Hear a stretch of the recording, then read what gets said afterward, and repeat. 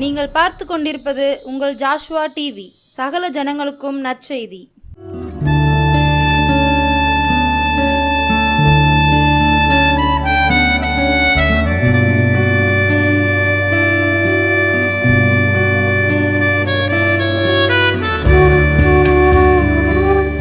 கர்த்தர் இயேசு கிறிஸ்துவின் நாமத்தினாலும் ஜாஸ்வா டிவி மூலமாகவும் இந்த மாலை வேளையில் உங்கள் யாவரையும் சந்திப்பதில் நான் மிக்க மகிழ்ச்சி அடைகிறேன். ஆமென், ஹல்லேலூயா. மீண்டும் ஒரு மாதத்தில் நம்மை தேவன் ஒருவர் காண செய்த பெரிய கிருபைக்காய் தேவனை துதிக்கிறேன். ஆமென், ஹல்லேலூயா. நாம் எத்தனையோ பேரை கூப்பிட்டு இருக்கிறோம், நம்மை விடுவிப்பவர் ஒருவரும் இல்லை. உதவியற்று போன ஒரு சூழ்நிலையிலும் நம்மோடு கூட இருக்க ஒருவரும் இல்லை. ஆனால் ஆண்டவராகிய இயேசு கிறிஸ்து நமக்கு உதவி செய்கிறவர். அவர் ஒருபோதும் நம்மை கைவிட மாட்டார். அவருடைய உதவி பெரிது. நாம் கூப்பிடும்போது அவர் உடனடியாய் ஓடி வந்து நமக்கு உதவி செய்வார். இந்த உலகத்தில் மனுஷனுடைய உதவி ஒரு சில வேளைகள் கிடைக்கும். நிறைய நேரங்களில் மனித உதவிகள் அற்றுப்போகிற அந்த சூழ்நிலையில் நம் கர்த்தராகிய தேவனை நோக்கி நாம் பார்க்கும் பொழுது அந்த தேவன் விடுவிக்கிறவராக இருக்கிறார். அதைத்தான் இன்றைக்கு நாம் பார்க்க போகிறோம். எடுத்து வாசிப்போம். சங்கீதம் 72:12. சங்கீதம் உதவியற்ற சிறுமையானவனையும் அவர் விடுவிப்பார். ஆமென், ஹல்லேலூயா. கூப்பிடுகிற எளியவனையும் உதவியற்ற சிறுமையானவனையும் அவர் விடுவிப்பார். ஆமென், ஹல்லேலூயா. கூப்பிடுகிறோம், தேவனை நோக்கி கூப்பிடுகிறோம். ஆண்டவர் வேதத்தில் சொல்லியிருக்கிறார், நிறைய நேரங்களில் என்னை நோக்கி கூப்பிடு, அப்பொழுது நான் உனக்கு உத்தரவு கொடுத்து நீ அறியாதவனை கெட்டாதுமான பெரிய காரியங்களை அறிவிப்பேன். கூப்பிடுகிற ஒவ்வொருவருக்கும் கர்த்தர் பதில் கொடுத்திருக்கிறார். ஆசா யுத்தத்திலே கூப்பிட்டான். பலமுள்ளவனுக்காயிலும் பலவீனனுக்காயிலும் உதவி செய்கிறது உமக்கு லேசான காரியம் என்று சொல்லி ஆண்டவரை நோக்கி அவன் கூப்பிட்டான். ஹல்லேலூயா. யாரெல்லாம் கூப்பிட்டார்களோ அவர்களுக்கெல்லாம் தேவன் உதவி செய்தார். அவர் கூப்பிடுகிற எளியவர்கள், பலவீனமானவர்கள், ஒன்றுக்கும் உதவாதவர்கள், தகுதி இல்லாதவர்கள் என்று சொல்லி இந்த உலகத்தில் தள்ளப்படுகிற ஒருவருக்கு உதவி செய்ய தேவன் தேடி வருவார். என்னுடைய வாழ்க்கையிலும் கூட நான் தேவனை நோக்கி கூப்பிட்டேன். எப்படி கூப்பிட்டேன் தெரியுமா? கடவுள் என்று ஒருவர் உண்டானால் என்னை காப்பாற்றட்டும். என்னுடைய கூப்பிடுதலை தேவன் கேட்டார். அன்றைக்கு இஸ்ரவேல் ஜனங்கள் எல்லாரும் எப்படி கூப்பிட்டார்கள் தெரியுமா? ஆண்டவரை நோக்கி, ஐயோ நாங்கள் அடிமைத்தனத்தில் சாகிறோம், எங்கள் கூக்குரல் தேவ சமூகத்தில் கேட்க வேண்டும் என்று சொல்லி அவர்கள் எல்லாரும் கூப்பிட்டார்கள். அந்த கூக்குரலை தேவன் கேட்டார்.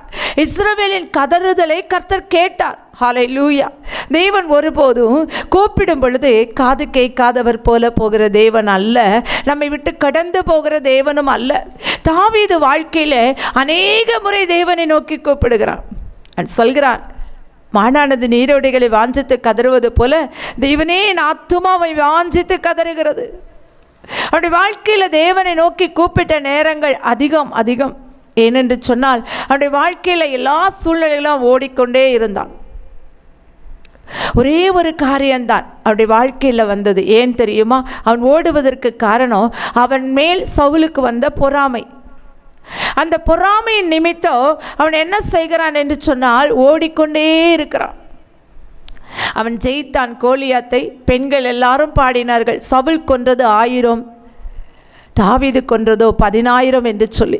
இந்த ஒரே ஒரு காரியம் சவுலுடைய உள்ளத்தில் தாவீதின் மேல் பொறாமை கொள்ள வைத்தது. நமக்கு பின்னால் வந்தவன் இவ்வளவு தூரம் முன்னேறி விட்டானே என்று சொல்லி. நம்முடைய வாழ்க்கையிலும் கூட இந்த பொறாமை நிமித்தம் ஒரு துரத்தப்படுகிற ஒரு சூழ்நிலை, கைவிடப்படுகிற ஒரு சூழ்நிலை, பலவீனப்படுகிற ஒரு சூழ்நிலை, நம்மை பலவீனப்படுத்துகிற ஜனங்கள் மத்தியில் நாம் வாழ்கிறோம். பயமுறுத்தலின் ஒரு சூழ்நிலை, ஐயோ நான் எப்படி பிழைப்பேன் என்று சொல்லி நினைக்கிற ஒரு சூழ்நிலை உங்களுடைய வாழ்க்கையிலும் என்னுடைய வாழ்க்கையிலும் இருக்கும்.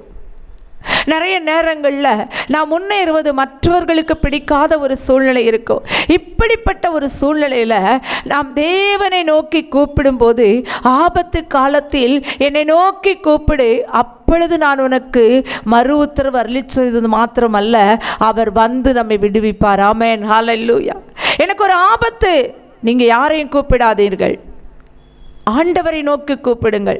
உங்களுக்கு ஒரு ஆபத்து வரும் பொழுது ஆண்டவரை நோக்கி கூப்பிடுகிற பழக்கமுடையவர்களாக இருக்க வேண்டும். ஆமென், ஹல்லேலூயா. என்னுடைய வாழ்க்கையில் நிறைய நேரங்களில் நான் ஆண்டவரை நோக்கி கூப்பிடுவேன். தனியாய் போய் அமர்ந்து தேவனை நோக்கி பார்த்து ஆண்டவருடைய சமூகத்தில் என் உள்ளத்தை எல்லாம் ஊற்றுவேன். நான் அப்படி கூப்பிடும்போது கர்த்தர் பதில் கொடுப்பார். உள்ளத்தை ஊற்றின ஒரு சகோதரி நம்ம எல்லாருக்குமே தெரியும், அன்னாள். தேவ சமூகத்தில் தன் உள்ளத்தை எல்லாம் ஊற்றினார். தன் இருதயத்தின் பாரங்களை எல்லாம் தேவ சமூகத்தில் வைத்தாள். இன்றைக்கு இந்த இந்த இரவு வேளையில் நீங்களும் உங்களுடைய உள்ளத்தின் பாரத்தை எல்லாம் தேவ சமூகத்தில் ஊற்றுங்க. மனுஷ இடத்துல சொல்லாதீங்க. கூப்பிடுகிற எளியவனையும், ஐயா அவன் ஒன்றுக்கும் உதவாதவன், எதற்கும் தகுதியற்றவன், அவன் பலவீனமானவன், அவன் மிகவும் கஷ்டப்பட்டவன், அவன் ஏழை, அவன் பிச்சை எடுக்கிறவன் என்று சொல்லி ஆண்டவர் யாரையும் புறம்பே தள்ள மாட்டார். எல்லாரையும் நேசிப்பார், எல்லாரையும் நேசிப்பார்.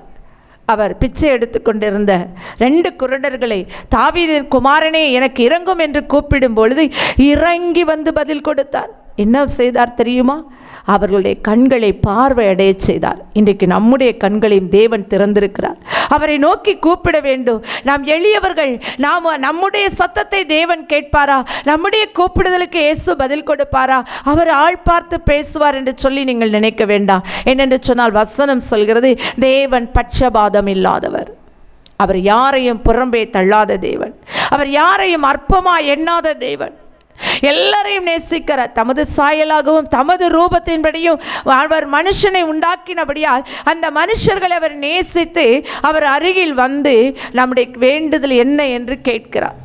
அவர் நல்லவர், அவர் நல்லவர். ஆமென், ஹல்லேலூயா. கூப்பிடுகிற யாவருக்கும் பதில் கொடுக்கிற தேவன் அவர். அடுத்ததாக நாம் பார்ப்போமானால் உதவியற்ற சிறுமையானவன்.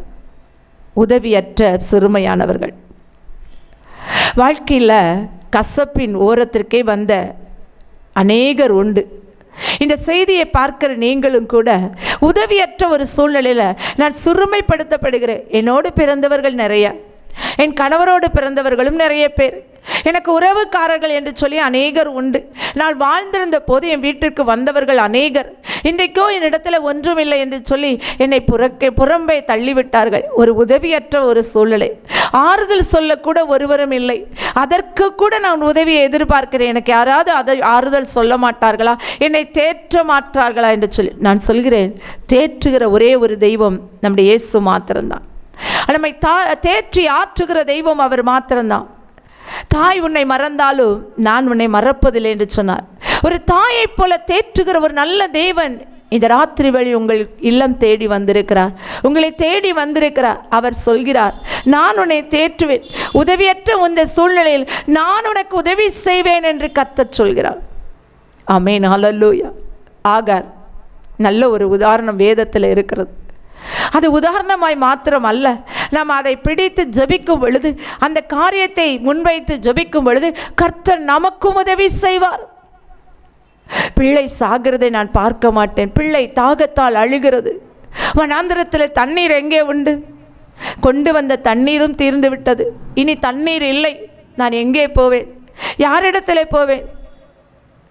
தன்னுடைய எஜமானால் கைவிடப்பட்டவளாய், யாருமற்ற ஒரு சூழ்நிலையில் என்னுடைய சத்தத்தை யார் கேட்பார்?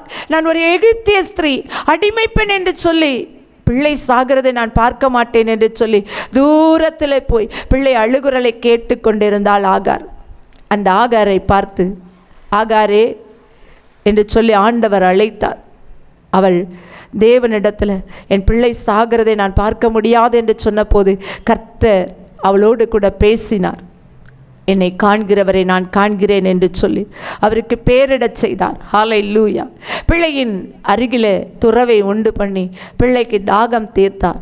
கூக்குரலை கேட்காமல் போனாரா? அவள் கூப்பிடுதலை கேட்காமல் போனாரா? அந்த உதவியற்ற அந்த சூழ்நிலையில் கர்த்தர் உதவாமல் போனாரா?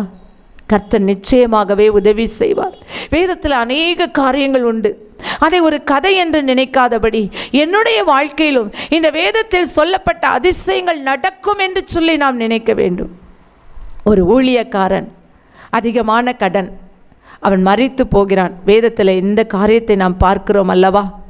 அந்த மரித்து போன அந்த சூழ்நிலையில் அவனுடைய பிள்ளைகளும் அவனுடைய மனைவியும் அடிமைகளாக கொண்டு போகப்படுவார்கள் என்று பயந்து அங்கே வந்த தீர்க்கதரிசி இடத்துல தங்கள் நிலைமையை சொல்கிறார்கள். இந்த நிலைமையில் அங்கே தீர்க்கதரிசி அவர்களுக்காக ஜெபித்த போது அவர்களிடத்தில் இருக்கிறது கொஞ்சம் எண்ணெய் மாத்திரம் என்று சொல்லப்பட்டது. அந்த எண்ணெயை கொண்டு வந்து எல்லா பாத்திரங்களிலும் ஊற்றும் பொழுது அந்த பாத்திரங்களை தேவன் நிரப்பினார். ஆமென், ஹல்லேலூயா. உதவியற்ற ஒரு சூழ்நிலை. இந்த கடன் கால நேரத்தில் யார்கிட்டையாவது போய் நீங்கள் பேசினா கூட உங்கள் கூட பேச மாட்டாங்க. ஏன்னு கேட்டால் அவளுக்கு நிறைய கடன் இருக்குது, அவனுக்கு நிறைய கடன் இருக்குது. ஒருவேளை நம்ம கிட்ட உதவி கேட்டு பணம் கேட்டு வந்து விடுவானோ என்று சொல்லி நம்மை விட்டு அகன்று போகிற ஜனங்களைத்தான் நாம் பார்க்கிறோமே தவிர நமக்கு உதவி செய்கிற ஜனங்களை நாம் பார்க்க முடியாது. ஆனால் தேவன் அப்படி அல்ல. இருக்கிறதை நமக்கு ஆசீர்வதித்து கொடுத்து நிரம்ப செய்து கடன்களை தீர்க்கிற ஒரு நல்ல தேவன். இந்த ராத்திரி வேளையில் நான் கடன் பட்டு இருக்கிறேன், என் கடன் தீருமா என்று சொல்லி நீ கண்ணீரோடு கூட வந்திருக்கலாம். ஆனால் ஆண்டவர் சொல்கிறார், உன் கடன்களை நீ அடைத்து தீர உனக்கு நான் ஆசீர்வாதத்தை கொடுப்பேன். என்னை நோக்கி கூப்பிடுகிற அந்த கூக்குரலை நான் கேட்டேன். நீ எளியவன் என்று சொன்னதை நான் அங்கீகரித்து உனக்கு நான் பதில் கொடுக்க வந்தேன். நீ சிறியவன் என்று சொன்னாய் அல்லவா, அந்த சிறுமையான ஒரு நிலைமையை நான் நோக்கி பார்த்தேன் என்று ஆண்டவர் சொல்கிறார். ஹல்லேலூயா. தேவன் அப்படியே நம்மை உயர்த்துகிற தேவனாய், நம்முடைய கடன்களை எல்லாம் மாற்றுகிற தேவனாய் அவர் இருக்கிறார். வேதத்தில் இன்னொரு சம்பவம் என்னன்னு தெரியுமா? கூனியாய் இருந்தால் லூக்கா 18ஆம் அதிகாரத்தில் நாம் பார்க்கிறோம்.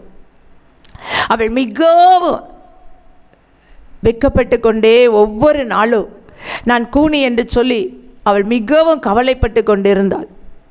அந்த கூனியான அந்த ஸ்திரீ ஆலயத்திற்கு வந்தபோது அவள் தலை நிமிரக்கூடாத அளவுக்கு அவள் கூனியாய் இருந்தாள். 18 ஆண்டுகள் ஆலயத்திற்கு வந்து போகிறாள். அவளும் ஆண்டவரை நோக்கி கூப்பிட்டு இருப்பாள். உதவி செய்ய ஒருவரும் இல்லை. தலை நிமிர்ந்து பார்க்க முடியாது. எத்தனையோ பேர் அவளை கேலி செய்திருப்பார்கள். நிமிர்ந்து பார்க்கக்கூடாத ஒரு கூனி என்று சொல்லியிருப்பார்கள்.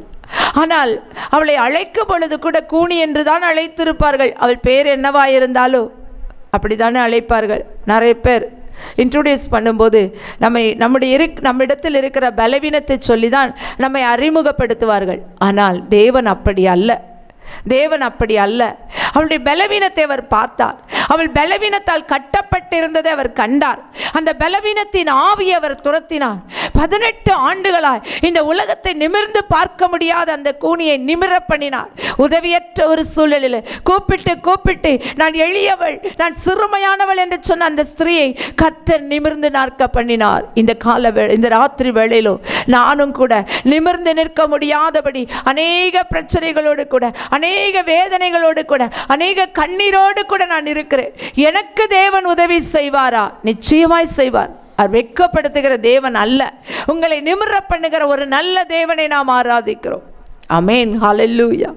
தேவன் ஒருபோதும் கைவிட மாட்டார். வேதத்தில் சொன்ன அத்தனை காரியங்களும் உண்மையுள்ளது, உண்மையானவைகள். நம்முடைய வாழ்க்கையில் அதை நினைத்து தேவனை துதிக்கும் பொழுது, அதை நினைத்து தேவனை ஸ்தோத்தரிக்கும் பொழுது நமக்கு அவர் உதவி செய்கிறவராய் கடந்து வருவார்.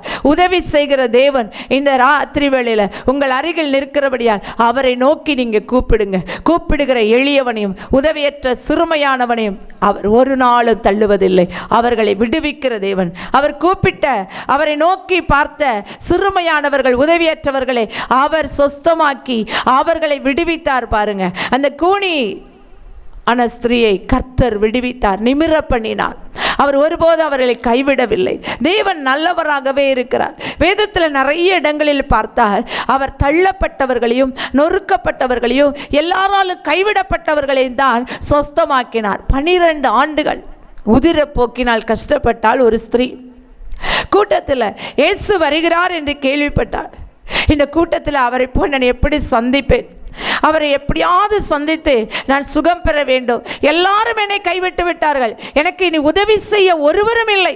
ஒரு உதவியற்ற ஒரு சூழ்நிலை, சிறுமை, உதிர போக்கினால் கஷ்டப்பட்டு சிறுமை, சரீரமும் பலவீனடைந்து விட்டது. இனி பலன் இல்லை. நான் யாரை போய் தேடுவேன்? யாரிடத்தில் மருந்து கேட்பேன்? எனக்கு மருத்துவமே இல்லை. எல்லாராலும் கைவிடப்பட்டு விட்டேன். எப்படி ஆகிலும் இயேசுவின் வஸ்திரத்தின் ஓரத்தை ஆகிலும் தொட்டு நான் சுகமாவேன் என்று சொல்லி விசுவாசத்தோடு கூட கடந்து போனாள். ஆமென், ஹல்லேலூயா. அவள் தேவனை நம்பினாள். உதவியற்றவர்களுக்கு உதவி செய்கிற தேவன் நம்முடைய தேவன், கூப்பிடும் போது பதில் கொடுக்கிற தேவன் நம்முடைய தேவன் என்று சொல்லி அவரை நோக்கி கூப்பிட்டு அவரிடத்தில் போய் அந்த உதவியற்ற சூழ்நிலையிலோ, மருத்துவங்கள் கைவிடப்பட்ட அந்த சூழ்நிலையிலோ அவருடைய வஸ்திரத்தின் ஓரத்தை தொட்ட பொழுது வல்லமை புறப்பட்டு வந்து அவளுடைய உதிரப்போக்கை கர்த்தர் நிறுத்தினார். ஆமென், ஹல்லேலூயா, ஹல்லேலூயா. அவர் யாரையும் புறம்பே தள்ளாத தேவன், யாரையும் கைவிடாத ஒரு தேவன். தகப்பனும் தாயும் கைவிட்டாலும் கர்த்தர் என்னை சேர்த்துக் கொள்வார் என்று சொல்லி தாவீதை சொல்ல வைத்த தேவன் நிச்சயமாய் நம்மையும் அப்படியாய் அறிக்கை பண்ண வைத்து நம்மை உயிர் பெற செய்து நம்மை விடுவிக்கிற ஒரு நல்ல தேவனை நாம் ஆராதிக்கிறோம்.